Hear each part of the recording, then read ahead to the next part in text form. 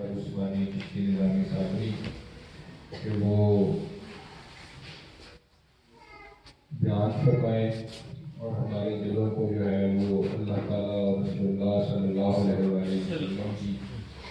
محبت سے مربت فرمائیں. پیر جی محمدی احمد عثمانی.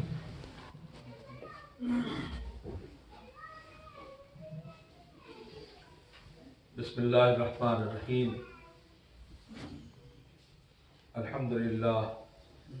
الحمدللہ وکفا والصلاة والسلام علی عبادہ الذین اصطفیٰ. اما بعد.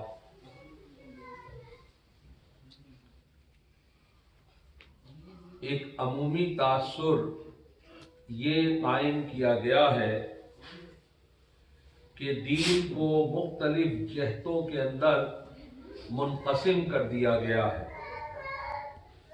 جبکہ دین اپنی حیثیت کے اندر ایک ہی ہے اور وہ اللہ کی عبادت اور محمد صلی اللہ علیہ وسلم کی اطاعت ہے. اس کے علاوہ کچھ دین نہیں ہے. دین بس اتنا ہی ہے کہ اللہ کی عبادت کی جائے اور محمد صلی اللہ علیہ وسلم کہ جنہوں نے اللہ کے احکامات ہم تک پہنچائے ہیں ان کی اطاعت کی جائے.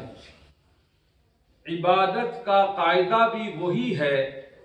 کہ جو محمد صلی اللہ علیہ وآلہ وصحبہ وسلم نے سکھایا ہے. یہ ایک طریق کچھ عرصے سے تسلسل کے ساتھ آگے بڑھتا چلا جا رہا ہے کہ اپنے آپ کو کسی مخصوص مقام پر موقوف کر لیا جائے، یعنی عبادت کی غرض سے اپنے آپ کو کہیں بند کر لیا جائے، کسی کوٹڑی میں، کسی غار میں یا کسی جنگل کے اندر کوئی جھونپڑی بنا کر وہاں اپنے آپ کو محدود کر لیا جائے. جبکہ حضور نبی اکرم صلی اللہ علیہ وآلہ وصحبہ وسلم کا طریق کیا تھا کہ جب تک ان پر یہ شریعت یعنی قرآن مبعوث نہیں تھا تو آپ صلی اللہ علیہ وسلم عبادت کی غرض سے مکہ کی جلوت چھوڑ کر حرا کی خلوت میں تشریف لے جایا کرتے تھے اور وہاں جا کر خلوت کے اندر اللہ کا ذکر اور اس کی عبادت کیا کرتے تھے. مگر جب اللہ کا قرآن ان پر نازل ہو گیا، اقرأ باسم ربک الذی خلق کی آیات مطہرات کا نزول ہو گیا، تو پھر آپ صلی اللہ علیہ وآلہ وصحبہ وسلم کو خلوت سے جلوت کے اندر اتار دیا گیا. وہ جو شاعر کہتا ہے کہ وہ اتر کر حرا سے سوئے قوم آیا اور ایک نسخہ کیمیا ساتھ لایا. تو حضور نبی اکرم صلی اللہ علیہ وسلم مسلسل جلوت کے اندر رہے اور عامت المسلمین تک دین کی دعوت پہنچاتے رہے. ہاں یہ بات اپنی جگہ درست ہے کہ اعتکاف کی ایک حیثیت ہے، مگر اعتکاف ایک محدود پیمانے کی چیز ہے. وہ رمضان عظیم و شان میں کیا جاتا ہے یا کچھ مخصوص عبادت کے لیے چند ایام کے لیے کیا جاتا ہے، یا ہمارے اولیاء نے سلف صالحین نے ایک قاعدہ ہمیں یہ سکھایا، مگر وہ بھی محدود دائرے میں کہ اگر کبھی دنیا کی جلوتیں اس قدر بڑھ جائیں کہ وہاں پر عبادت کرنا ناممکن ہو جائے، شیاطین کا غلبہ حاکم کی صورت کے اوپر ہو جائے اور حکمران شیطان بن جائے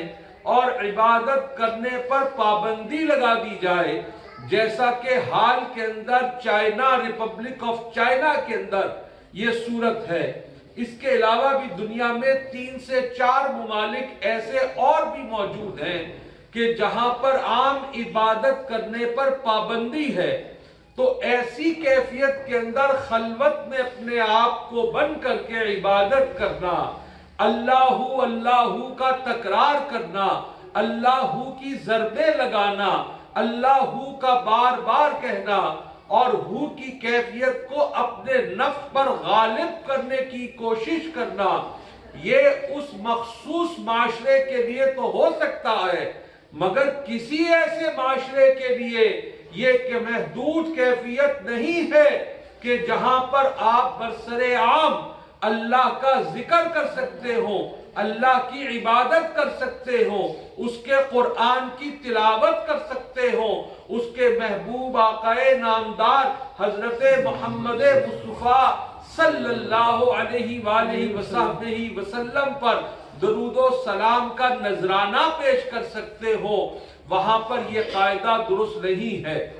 ہمارے آج کے معاشرے کے اندر اسی تصوف سے جڑے لوگ کہ جو اللہ کے حکم اور نبی صلی اللہ علیہ وسلم کی طاعت کا عملی مظہر ہے، اسی تصوف سے جڑے ہوئے کچھ لوگ اپنے آپ کو اس رہبانیت کا شکار کر لیتے ہیں، ہاتھوں میں کڑے اور گلوں کے اندر زنجیریں باندھ لیتے ہیں، اپنے آپ کو مخصوص خانقاہوں اور قبرستانوں کے اندر لے جا کر بند کر لیتے ہیں اور مخصوص انداز سے اللہ کا ذکر کرنا شروع کر دیتے ہیں۔ حقیقتاً یہ اللہ کا ذکر نہیں ہے، حقیقتاً یہ اللہ کی عبادت نہیں ہے، حقیقتاً یہ وہ قاعدہ اور طریقہ نہیں ہے جو آقا نامدار حضرت محمد مصطفیٰ صلی اللہ علیہ وسلم نے ہمیں سکھایا ہے۔ ہمارے آقا نے ہمیں کیا سکھایا کہ حضرات صحابہ کی ایک جماعت مسجد نبوی کے اندر بیٹھی ہوئی تھی اور وہ ایک ٹکڑی کی صورت کے اندر بیٹھے لوگ ایک دوسرے سے بات کر رہے تھے، اپنی عبادت کے خضوع اور خشوع کو بڑھانے کی کوشش کرنے کے بابت مذاکرہ کر رہے تھے۔ تو ایک نے کہا کہ میں تو ہر وقت نماز پڑھا کروں گا، دوسرے نے کہا میں تو ہر وقت اللہ کا ذکر زبان سے جاری رکھا کروں گا، ایک نے کہا کہ میں تو مستقلاً روزے رکھا کروں گا، افطار پر فوراً سحر کر کے اگلا روزہ رکھ لیا کروں گا۔ حضور نبی اکرم صلی اللہ علیہ وسلم جو جلوتوں کے اندر اللہ کے پیش کردہ نظام کو نافذ کرنے کے لیے تشریف لائے تھے، آپ صلی اللہ علیہ وسلم نے فرمایا کہ میرے بھائیوں، میں اللہ